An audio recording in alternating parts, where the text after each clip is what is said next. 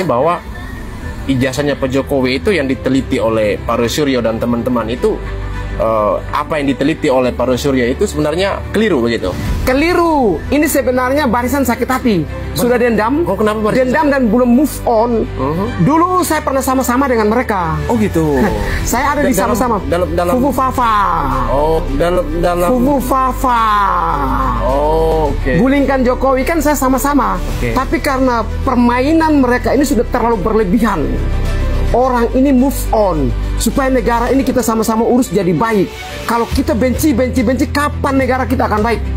Kita hidup hanya membenci 1-2 orang, sementara negara luar sementara memikirkan bagaimana ini negara mereka tuh akan maju. Kita masih berkelahi gara-gara ijazah. Dari situ sudah sekitar 4 bulan saya keluar dari tim mereka, saya sendiri lawan mereka kembali. Karena bagi saya mereka mengklaim menuding yang tidak berdasar dan tidak berdata.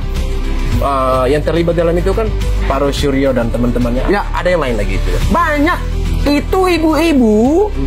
Maaf ya, saya minta maaf. Oknum-oknum relawan Anies semuanya. Saya minta maaf.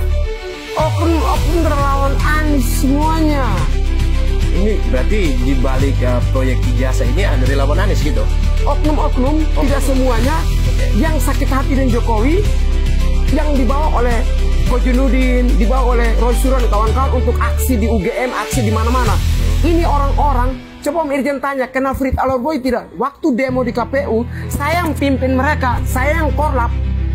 Gulingkan Jokowi di depan KPU, Bawaslu, DPR. Saya korlap utama, demo pertama, demo kedua, ketiga baru saya lepas, saya kasih ke orang lain. Itu grup namanya Civil, sekarang mereka sudah buat namanya koalisi. Itu dari dasarnya. Koalisi apa? Yang itu koalisi yang di grup ada Om Roy Suryo dan sebagainya. Apa saya lupa grup itu? Koalisi Merdeka kah? Koalisi Kemerdekaan apa demokrasi kah? Apakah? Itu sebelum grup itu muncul, terlebih dulu civil society. Kami yang buat, saya yang punya gagasan. Ide pertama.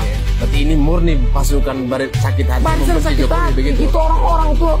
Ijazah ini hanya sebagai salah satu. Iya, alasan saja untuk menggulingkan Gibran, menghajar Prabowo supaya ketika ekonomi guncang mereka akan gulingkan seperti kasus 98. Target mereka Prabowo digulingkan, Gibran digulingkan. Target mereka Prabowo digulingkan, Gibran digulingkan. Menurut saya Om Roy Suryo dan kawan-kawan ini, sorry minta maaf, Anda tidak mengerti hukum pidana atau hukum perdata. Tapi dia orang yang juga terlibat dalam menyusun undang-undang ITE. Gimana ya? Meskipun mereka terlibat, tapi dia harus ketahui di dalam hukum. Saya punya dokter hukum teori hukum yang sekarang, Prof. Lumbang Gaul mengatakan bahwa Selamat Lumbang Gaul mengatakan anak hukum jangan pernah mengatakan seseorang itu salah kalau belum proses pengadilan. Nah, menuding ijazah palsu berarti dia sudah vonis sendiri. Berarti Roy Suryo tidak paham pasal ITE berbicara tentang pasal pencemaran. Barang siapa yang mentransmisikan, menyebarluaskan, membuat framing di ruang publik, dia kena. Belum lagi pasal 310 KUHP 311 mencemarkan, menfitnah. Saya akan bilang, Om Irjen punya ijazah palsu. Pertanyaan Om Irjen berapa? Ada bukti bahwa saya punya ijazah palsu di mana? Itu saya sudah menfitnah. Hukum positifnya. Hukum positifnya kena.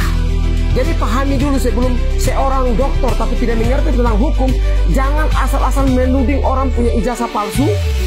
Bilang aja, diduga ijazah ini tolong dikoreksi, dicek benar atau tidak.